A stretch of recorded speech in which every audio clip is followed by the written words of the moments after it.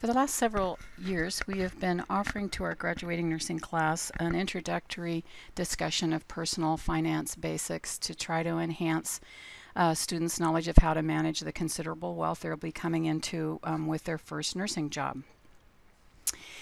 And I am not, as you know, a financial expert, but I am nursing faculty, and I care that you know how to care for yourself. And a significant part of that is how to manage your money and how to get on in the world. Oh my goodness. Our statement to students is we know we're going to be a millionaire in a relatively short period of time, and that's assuming a starting wage of around $30 an hour, given that the fact that a full-time job is 2,080 hours. And so you can see it's within a short period of time you will have actually earned $1 million. We also know that I've heard from students who are starting at Stanford. Those students are in new grad programs in the critical care units starting at $150,000. In UC Davis Sac Med Center, you've heard me say they start at $100,000. So you're on track to actually make this significant amount of money, but whether or not you actually can do something smart with it and protect yourself for the future and your family and offspring, partners, etc., is sort of a different scenario. So that's why I constructed this talk for you. And let's keep it in perspective. The average income of a Californian is $51,000 a year. Nationwide, it's $50,000 a year. So you're going to be up in the top few percent that is always discussed in a very short period of time.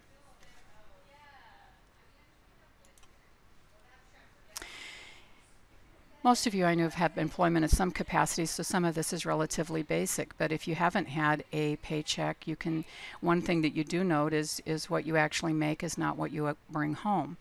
And so there are a variety of deductions made by state and federal government. We talked about the fact that entitlements were created. And so the tax that pays for your future medical needs when you have worked your 40 quarters and are retiring at 65, etc., is called FICA. So it's the Federal Insurance Compensation Act. It has two parts. One is for your disability insurance, and the other part is for Medicare. And you pre-fund this care. That's why instead of calling it entitlement, it's better to call it an earned benefit. You're actually prepaying it. But the current percentages is that 6.2% of your salary is sheltered and sent to the government to make sure that these benefits exist for you at the time of your retirement or need or disability. And that is actually matched by your employer, by the way.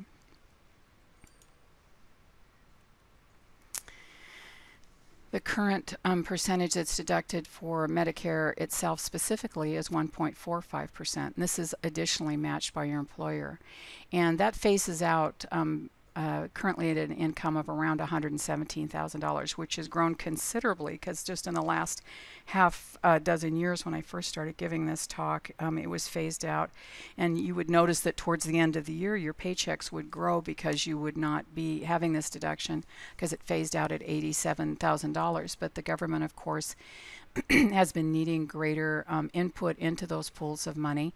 And for those of us that do make so much more than the rest of the population, they've raised the limit of the of when our contributions phase out. So here's an example. If you were to make $30,000 a year, start at 62 and a half, essentially $1,000 and so on, your anticipated annual deduction for these combined taxes would be just under $5,000. Next, of course, and the big feared thing is federal income tax. So this is what's known as a pay-as-you-go tax. It is changes with the amount that you earn, and the more you earn, the more you pay in a sense. And I'm not going to cover all the specifics. I put some sites here for you to go ahead and look at, but I put a sample if you were a single person making this supposed $30 an hour and so on. You can see that it's a flat tax rate of just over $5,000, but then 25% of that amount over $36,000. So I put a sample here, and you can basically see that that tax would be another $5,000. And so combined, you would have a federal tax bill of $10,000. So you can see what your gross is not any way related to what your net paycheck will be. And this is where most people spend a lot of time trying to strategize how to reduce their federal tax bill by sheltering money and so on. And that's the purpose really of this talk for you. There are state deductions. We live in the state of California. It could be different in other states, and people do actually relocate to states known to have less tax burden and less sale tax, etc., etc. So currently in the state of California, in order to fund state disability insurance, if you were to miss work and so on, you pay almost 1.2% of your salary. So here's another deduction of just over $700. And the state income tax bracket is a one-time deduction, and then an additional 9% of any amount over $49,000. So I just keep using the same sample of a starting wage for you, and I show you that your anticipated state taxes based on that $30 an hour would be approximately $3,100. And I directed you to the form to be able to look up, this is 2013, but to look up how it has been adjusted in the year 2015-2016. So let's go back and look at your paycheck, what you thought you were getting, the quoted salary and so on. Here was your gross, minus your federal tax bill, Medicare, state disability insurance, state income tax, and so on. And so you can see your net is really only 2/3 of that overall salary. And I've broken that down so you can see what that is monthly and what that is actually per pay period. I'm sure it's still thrilling. It's significantly more money than you have been making, and so on. But what I'm interested in is helping you be able to grow the amount that lands in your pocket, doesn't go to Uncle Sam, and affords you the ability to get yourself primary housing and so on that you can pay off over your lifetime, so that basically you have a place that you can live as an elder for free. Additionally, by the way, there are other local deductions. So you may actually have city taxes, and I, of course, didn't cover those in our sample. Once you have met the probationary period in your employment, which is based on each facility, it's somewhere between 3 and 6 months. You can be fired at will. At that time, you are under scrutiny. I did go to a talk by Kaiser recently where they talked about the fact that they wanted to get rid of people who didn't measure up very, very quickly. And they wanted to hire well and fire better, which is an interesting statement. So the pressure is on you in the beginning to do all the things we've talked about in nursing school, to be a highly performing, highly accurate, highly safe, excellent customer service skills, and that's above and beyond all the things we've talked about your actual nursing abilities and competencies and clinical judgment, etc. Here are other deductions that you will be offered in what is known as a cafeteria plan. So when you go shopping, when you're eligible, where that organization is determined they're going to be invested in you. And so here are some of the things you could start being eligible to get. Health insurance, we talked about this ad nauseum in nursing case management. So this is looking at what is known as major medical to cover your health expenses. This does not include dental insurance, nor does it encompass coverage for vision, glasses, contacts, etc. I would also encourage you to look at long-term disability. This is something to help you if you were to have some terrible accident and roll over to necessitating yourself being on Medicare coverage at an early age. There's also something called short-term disability, which is just that 2-year policy that helps you until you are eligible to try to qualify for Medicare at an early age. It may be that your facility deducts for parking, and of course, if you belong to a unionized nursing organization, there will be union dues that are deductible. Union dues and are things that you will want to keep track of, because those are things that you can submit with your itemized tax bill at the end of the year and reduce your overall income and be taxed on the lower amount minus your union dues. this is the issue. How can I reduce all that money that I'm paying to Uncle Sam or whatever state I'm in? And how can I start paying myself first? So the term for this is sheltering money. And the way that most people do it is they actually put money in a tax retirement plan at source, meaning it comes out of your paycheck before it ever comes to you. And now your taxes are recalculated on the lower amount minus whatever you quote unquote sheltered in your retirement vehicles. Many people want to own property because while you are paying off property currently in America, this may not always be true, but currently and for decades now, one thing about owning property is that the bulk of what you're paying on your mortgage is actually the cost of the interest. And interest is one of those itemized deductions that you can use to reduce the appearance of your earnings and be taxed on that lower amount. A significant way to reduce the amount of money paid to anyone in taxation is to earn less, but for most of us, that's just not a reasonable or viable option. The two manners that people use to shelter money, and one is called a 401k. These are just numbers of tax legislation, so I don't know. That's the only way to describe them, and one is a 403b. If you work in a for-profit hospital, so if you, and there are plenty of them here in Southern California, you would be eligible to participate in a 401k tax sheltered retirement program. If you work for a nonprofit, that same vehicle is called a 403b. And it's just an excellent way for you to start saving money. And many hospital entities or employers will actually match a certain percentage of your money that you put away. So maybe you decide to put away 10% of your salary and they match 5%. So imagine that. Now you're actually saving 15% of your salary. We want to encourage you to start contributing to your retirement plan as soon as possible. And you're like, what? I'm 20 whatever years old. I'm not going to retire for decades. It's a great thought. You know, why would I do that? That just doesn't make any sense. I've been waiting to make this money. But I'm going to show you a slide that shows you a significant difference. If you are someone who is an older student, and sometimes we have those people, you would probably do better to not use some of the methods that I'm going to discuss with you for earning money for retirement, but to put your money in what is known as an equity index fund, which we will cover in just a few minutes. Now, I gave this talk for several years, and then one day our former director walked in and said to all the students, how many of you had debt? And practically the entire room went up, and she said to everyone, how many of you have credit card debt? And all those hands remained. And then she said, how many credit cards do you have? How many people have one credit card? Well, everybody's hand was up. 2 credit cards, most everybody's hand was up. 3, 4, 5.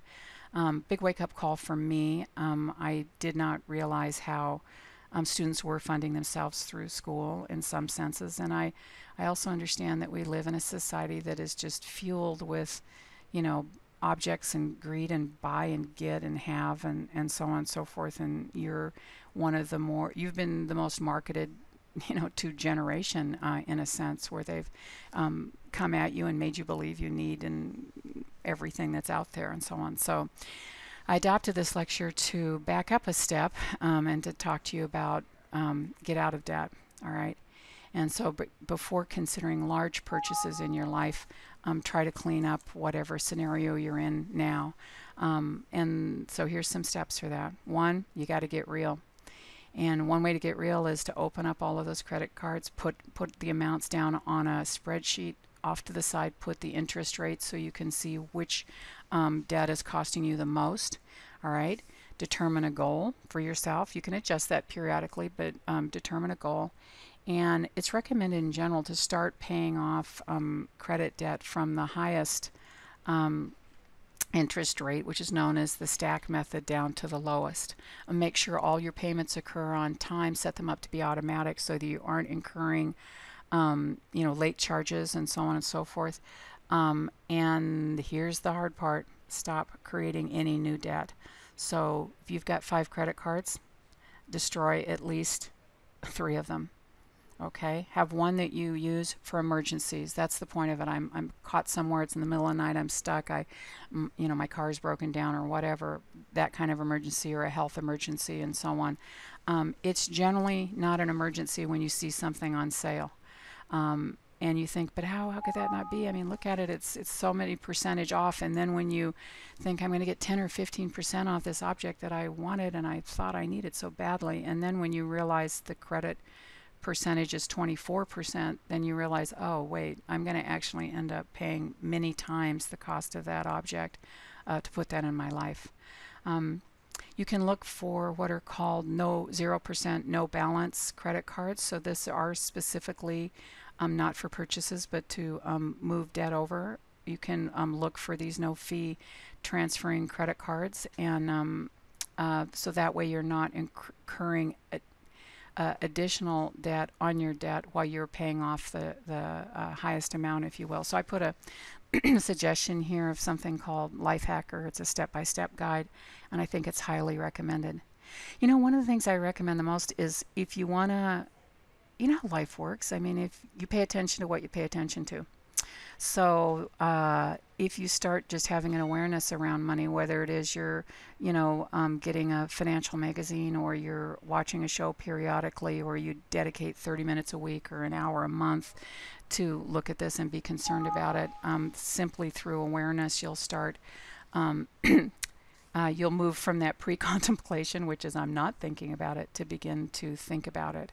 I saw the most shocking Susie Orman show. So Susie Orman is a woman who was destitute, actually, kind of a hippie living in someone from my era, a hippie living in a minivan, and so on, who went on to be mega wealthy and so on. And she's basically sharing with you the story of how she does that.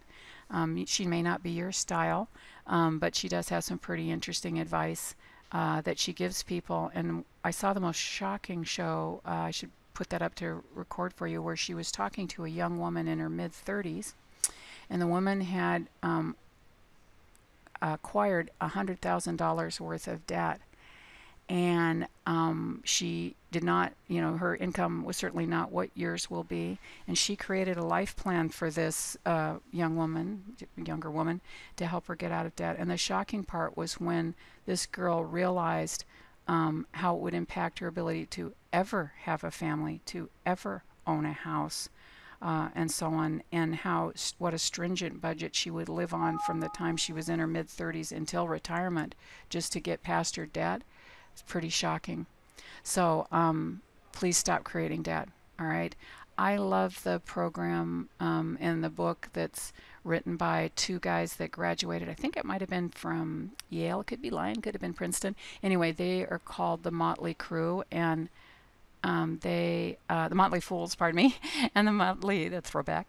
Anyway, the Motley Fools share their financial wisdom and talk about how they went through their highfalutin education and really got no skills around money. So they're another group of people that I recommend looking at. And one of the things they say is it's a Nike thing, just start. So let's take a look at why in just a moment. Anyway, back to our 403B or 401K retirement vehicles. You get immediate tax savings on the contributions. That's the goal here, and so on. And as the investment itself is actually making interest, you're not going to pay taxes on it until you withdraw it. And so if you withdraw it past your retirement age, when you're no longer earning the same amount of money, you will be taxed at a lower rate. Sometimes people say to me, well, Jane, I can't do that. I got to save up for, I need to save to buy a house. But you can actually loan money to yourself. In an emergency, you can withdraw the money. And so some of the withdrawal things are medical emergencies, they're educational, or for the purchase of a new home. When I bought the home I'm currently living in, I did loan myself money for actually put 25% down on the house, but I loaned myself $15,000 from my own retirement account, from my own 403B. It was the easiest loan I ever got. What I had to do is go over to the company where I had been sheltering my money. and show them my driver's license to prove it was me, and they handed me a check and I walked out the door. The interest rate at that point on that amount of money, when it was running, by the way, around 15 or 16%, nationwide, was 4%. And the funny part was I was paying the money and the interest back to myself. So it was, absolutely ideal. But it's free money in a sense if you're getting, if you're not paying all that tax burden on your interest, if your employer is actually matching it, and so on. So here's the slide. Look at that. I were to start at the age of 25, putting $5,000 a year away for only 10 years. By the time you would be 60, you can see, you'd have nearly $1 million, $800,000. But if you wait till you're 35 and you do that same scenario, $5,000 a year for only 10 years, you'll only have half that, and you can see how it just gets worse. Can't tell you how many people I've given this talk to who either write to me or call me or Facebook me and say, Jane, I did what you said, and I have $40,000 or I have $50,000 put away already. They're not even 30 years old yet, or I'm buying my home, and so on. So I hope if I say nothing to you, stare at this slide and take in what it actually means here. So here are calculators where you can adjust, like if I put in this percentage or that percentage of my take home or this specific flat dollar rate, it will let you calculate what your take home will therefore be. And if you have financial obligations, that's pretty helpful to be able to actually figure out. It's got all the taxes that you can build in there to know how much money I'll be bringing home. What can I live on? How much rent can I afford, or house payment, etc.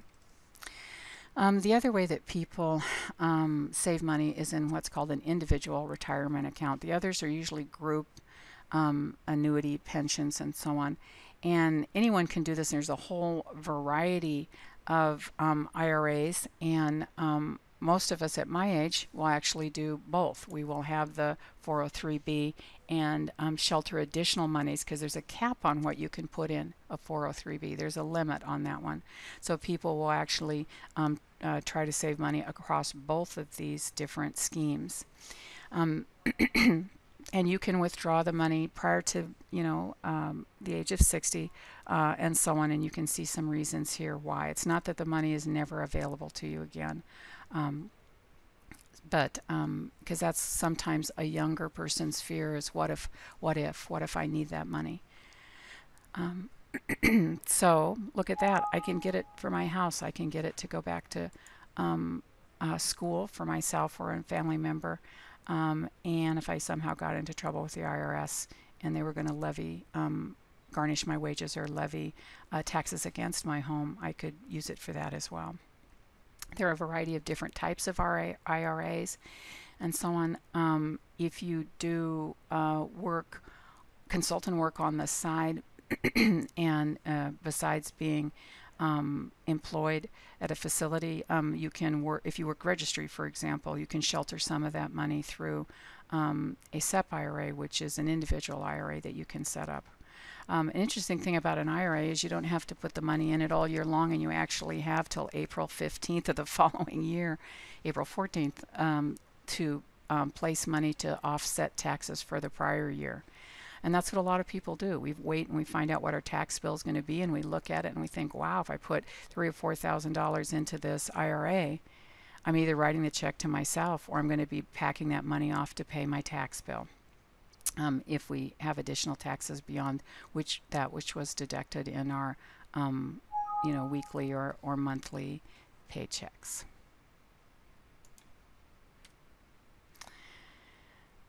So I'm not going to go through each of these. You can find out them as they need it. I'm just showing you the language about that so that you can read what you need to read, find it on the web or in some of the books resources that I have at the end for you.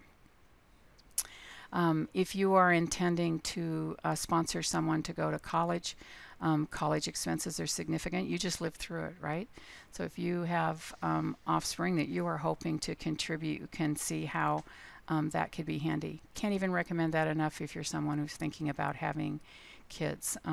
My husband and I sheltered I think it was $400 a month for the last 22 years. And when we got to college for our kids, it was paid for. That was huge. That was right, pretty significant. We did it by pre-funding. I think it was $3,000 on each kid, and then going ahead and doing this deduction. I If you're thinking about being someone who has a family, this is huge. I can't tell you how many people at my older age who are now looking at college expenses for their kids that they'd like to help them with, and saying things like, wow, I'm going to now have to retake out an additional mortgage on my home to pay to send my kids to school, because we spent all that money the last 20 years and we didn't save money to do this. A problem with that is that you can take out a loan for education. You cannot take out a loan for retirement. And it would be really much better to live in a home that you owned outright by the time your kids head to college. So just some words from the other end looking backwards. I can't even tell you how much I appreciate that. You can even put money into an IRA in which you don't get the tax benefit and so on. But an advantage of that is when you go to withdraw it post-retirement, it's already, the taxes are prepaid and so on. So there are so it wouldn't be taxed at that point in life. So some people use all three of these. They'll have their 403b, another IRA, and a Roth IRA. Because when you get up to the point where most of the faculty are, right, you can see many of us are nearing retirement. All of a sudden you're going, wow, I'm going to step away from having an income. And it is a lot more, it's a lot less about owned assets than it is about monthly income and pension earnings when you get to be an older person. All right. I implore you to before you think about purchasing objects, to make sure that you and your financial strategy have planned to protect yourself, right, and your income earning capacity. You need to insure yourself for medical emergencies. You need to insure yourself for financial emergencies. All right. When you're lots of times, one thing that young nurses do, especially nurses in Southern California, because of the availability of jobs and how many facilities there are, is they bob around and don't really stick and stay. Keep in mind that whatever dollar rate is quoted to you by the organization that's going to hire you, that the benefits provided by an employer are usually 20, and I've seen 25% on top of your actual salary. So that would include being your sick leave and all these insurances, and maybe they offer tuition reimbursement, etc. Calculate, it's a dollar amount. If you're going to leave one job and go to another one, what it will cost you. You usually find there's a significant cost in switching jobs. If you were to decide that in order to go back to school or have a family or whatever, that you're going to step off a benefited position and go, for example, to per diem or working through the registry, you need to provide for yourself the same benefits that an employer would have provided, because now you don't have paid sick leave, right? Now you don't have paid vacation, so on. So now it comes to you. So I suggest that you come up with a strategy of looking, what do I need, right? And thinking about just straight savings, not any of this retirement vehicle, but on top of that, what am I going to save to take care of myself if I need it? So I've already talked to you, and we talked in nursing case management about because we were helping people look at these pots of money for themselves to manage themselves during their time of illness or disability. But short-term disability, I highly recommend to you, and that's something that is that disability policy that is an income replacement that lasts between a time of your injury up until 2 years before you would be able to be eligible for Social Security disability. You can have payments that begin in a month or 2 months or 3 months post the time that you stop work and so on. And of course, the shorter the period of time, if you're going to have a policy that kicks in after a month, the premiums will increase and so on. But I think I told you the story about how I did go per diem in order to facilitate going to graduate school. I purchased a short-term disability policy that kicked in after 30 days, cost me $53 a month, and so on. And sadly, when I went to have kids, I was on bed rest and all that kind of business. And boy, was this handy for me to be able to access this particular disability policy. And I don't know the law now, but at the time it was untaxed money as well. So that was also significant. Then the other most thing people want is long-term disability. Long-term disability and long-term care insurance are also said to be wealth protection in the sense that you do not have to spend down all of your family's earnings paying for one member who requires long-term care, leaving the rest of the family destitute. Just had a case management presentation yesterday where the husband, 56-year-old long-term ventilated patient, couldn't be weaned from a ventilator and needs to go to a skilled nursing facility. The family has a share of cost that was so significant that it was just crippling for the wife and the family. This is the kind of thing I'm trying to protect you from. All right. Life insurance. If not everyone does need life insurance, I suggest that you look and see what your needs are. But if you're connected to another human being and you would like that other person to have income that you would have otherwise provided had you been alive, and so on, then that's the purpose of life insurance. Life insurance can either be purchased for a specific period of time, like 10 or 15 years, and so on, and or you can buy something called whole life insurance. And so work with an insurance broker to determine, boy, if I do have children or a partner or a spouse and I'm wanting to leave them my income, what would my income actually be and grow to be over the length of my life if something happened to me now. It's a significant amount of money that you actually, you don't, just insure yourself for the $62,000 we had talked about at the beginning of this program, but boy, $62,000 times 30 years. See what I mean? It's a huge amount of money. So get some help around that. Decide what's reasonable and acceptable for you. This, as you know, is another vehicle of money that might be able to be pre-accessed if you were to get a terminal illness that could help with expenses.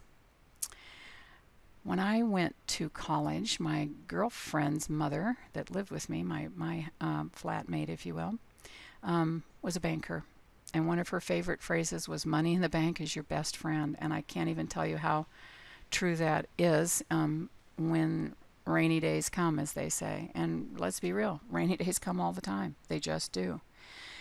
It's for a nurse, and this is not true of other occupations, pardon me, they recommend having a savings of a minimum of 6 months of your expenses.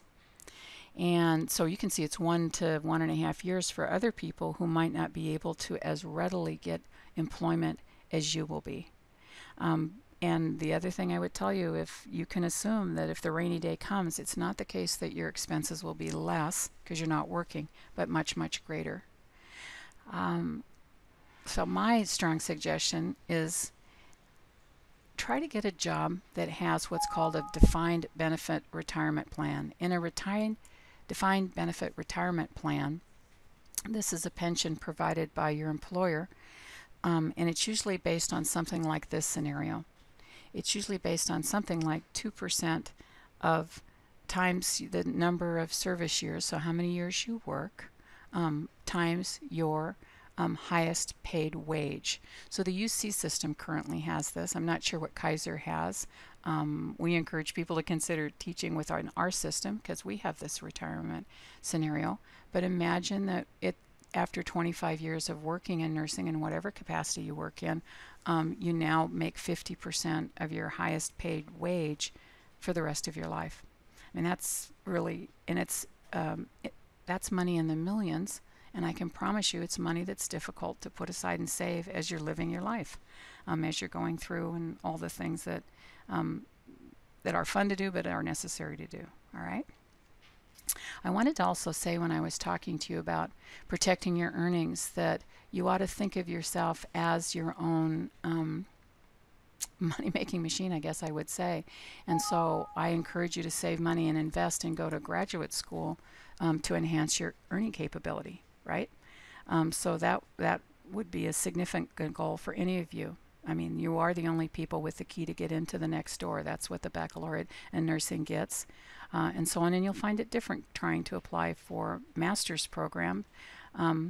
I feel like they're somewhat less competitive because it's killer to try to get an undergraduate nursing program, but graduate nursing programs are a business.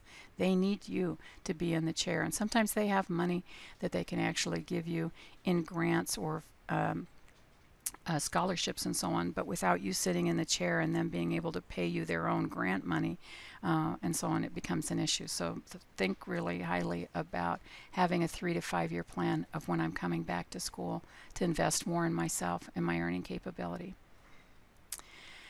So real estate is another way that people try to protect themselves financially and also establish wealth.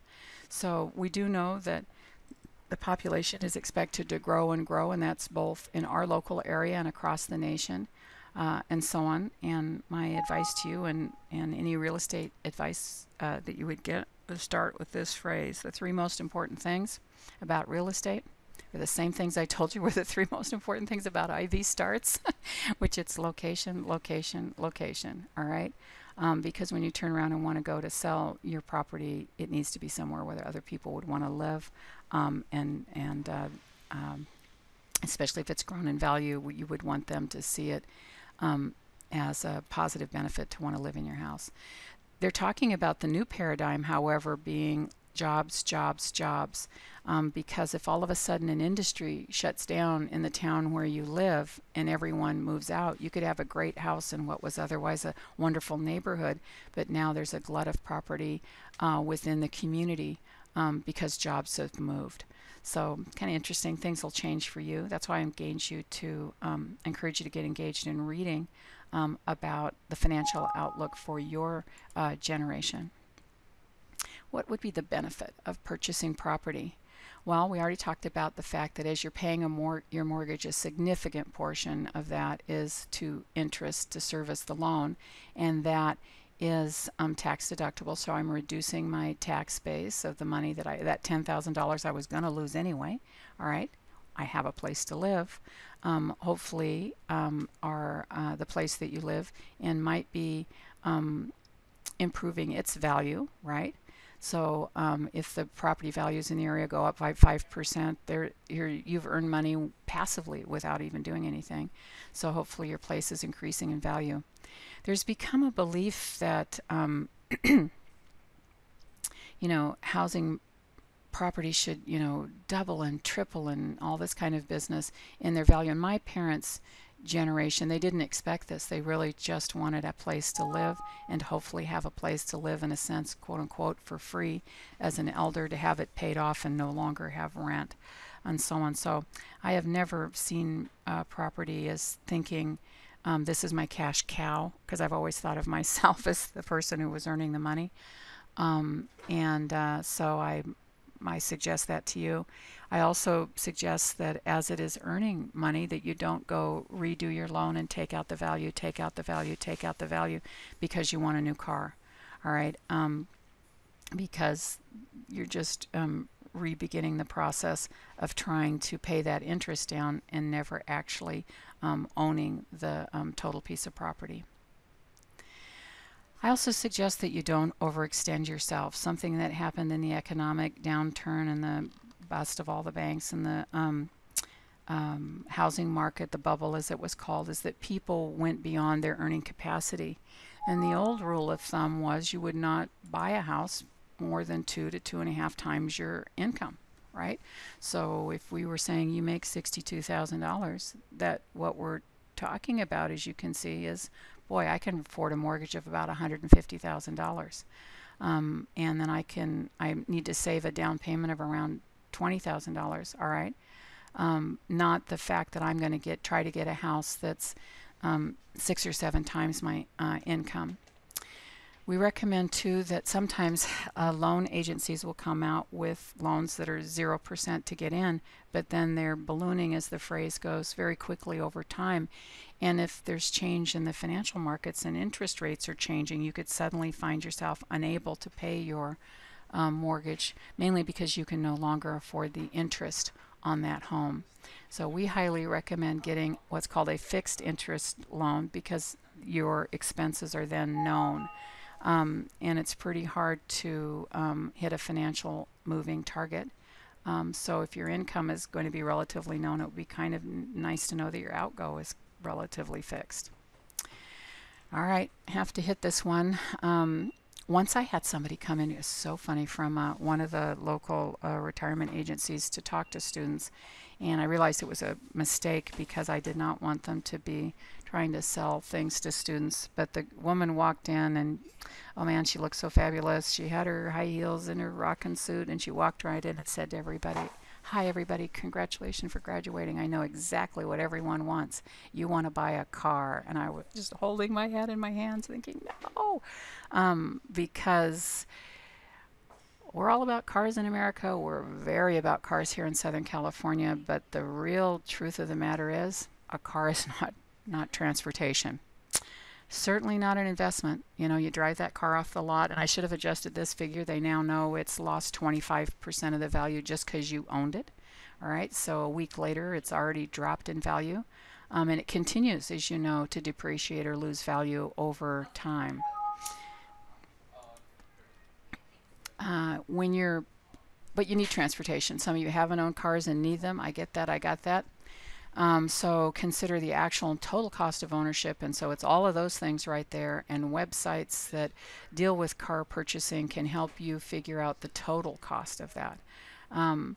I once offered to give my daughter one of our older and used cars, and she was like, "Are you kidding me? I don't want that car," and so on. And I showed her that this quote unquote free car was actually, with all of the things that I'm talking about, repair and insurance and registration or something, and gas and la la la la, was going to cost her on the order of $300 a month.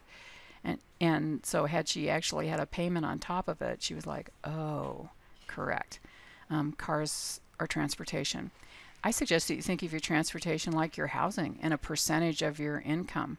They recommend that you actually keep it to being less than 10% of your net. So different ways of thinking of things, I know.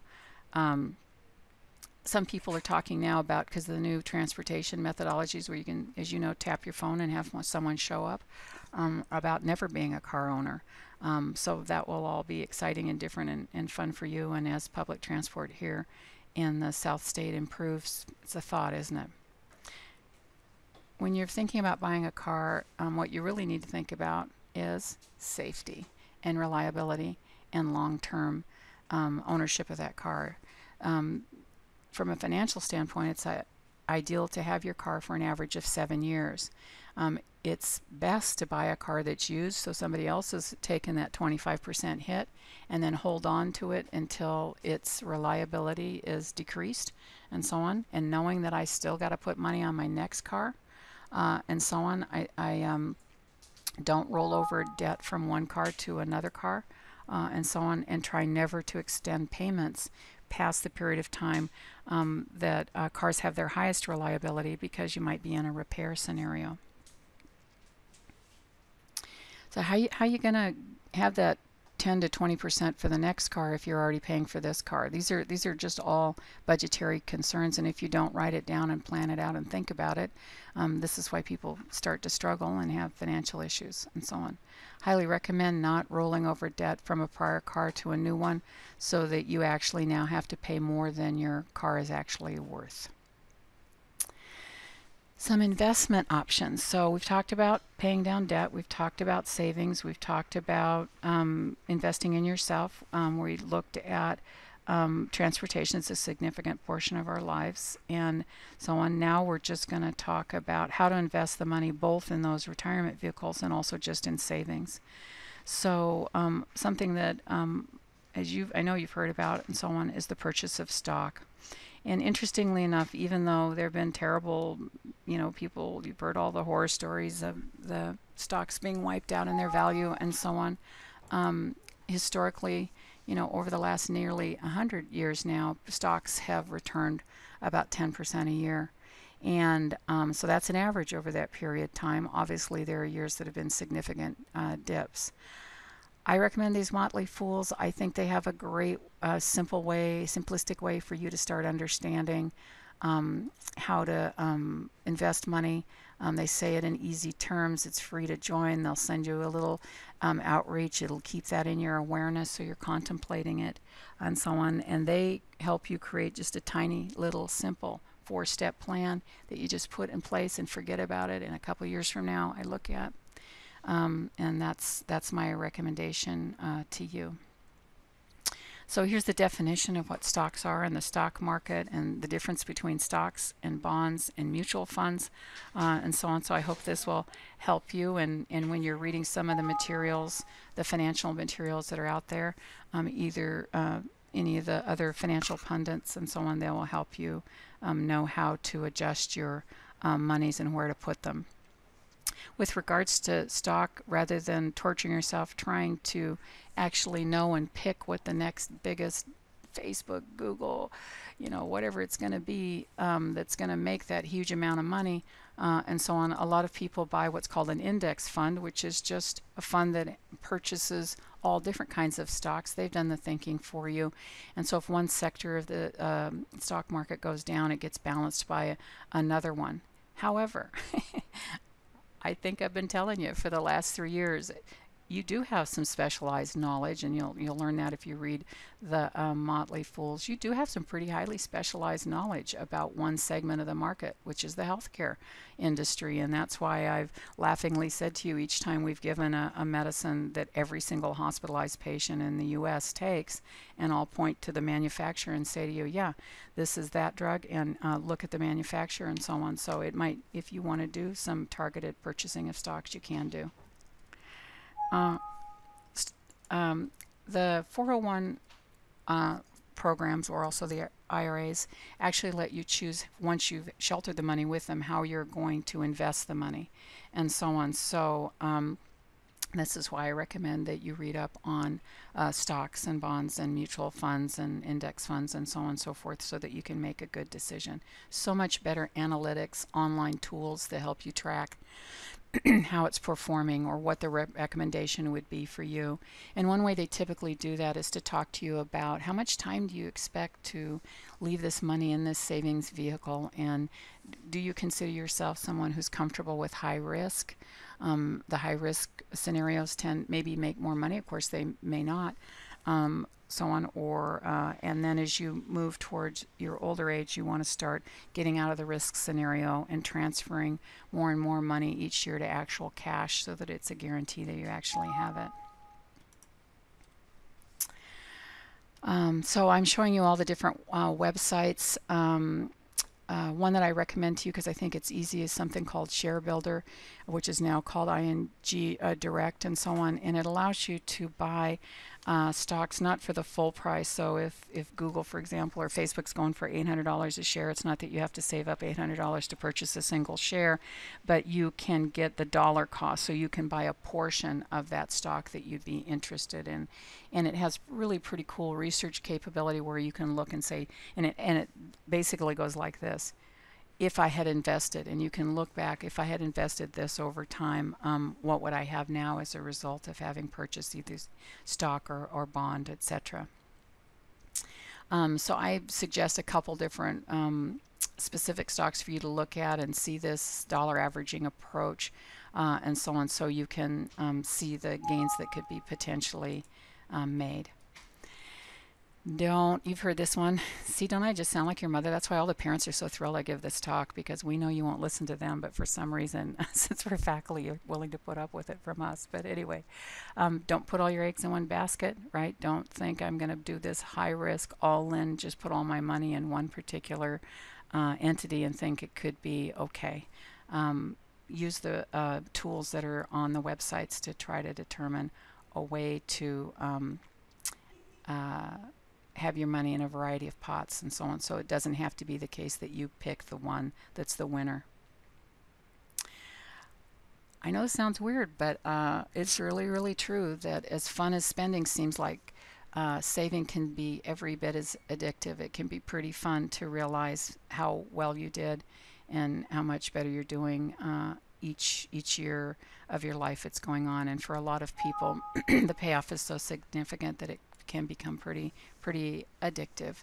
Um, One thing that they suggest that is easy is each time you get a percentage raise or a bonus or you've gotten some extra income and so on, that you actually just give yourself a portion of it and roll the rest into your savings and increase the amount that you're saving each time.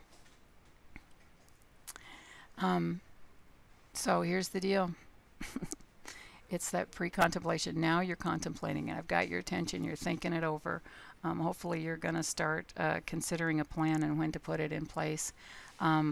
You need to move from just being aware to having some skill and knowledge.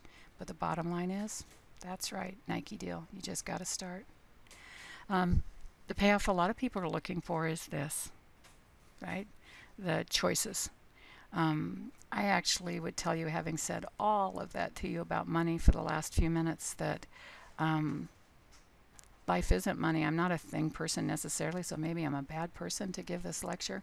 But your life's time is invaluable and priceless, as they say. And so if you could make a few smart choices as a young person, it would be wonderful to have greater choice over time.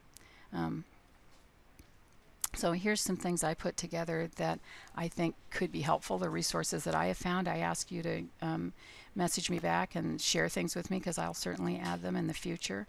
And so I have some books here for you. Here's a new financial rule for you, but you should have known all the way through nursing school: never buy a book new, right? So go on Amazon or whatever. You can probably pick this book up for a penny or whatever. But a book that a lot of people look at, and these people come around and give talks all the time, is called Rich Dad, Poor Dad. It's a young man who has his dad and then his uncle, and they have two very, very different strategies of managing their money. Quite an interesting book. It's an old book, but it's still a very, very popular theory, and how one man saves continuously, how the other dad has made a decision to postpone owning property and instead buy things that actually create income first instead of a house. So I suggest you look at that. This is my favorite. This great website, like I said, and this little book, these two guys can just help you in a few easy steps and put it in place and forget about it and live your life and go out and have a great time and have some fun. I thought this would appeal to you. This is a man named Timothy Ferriss.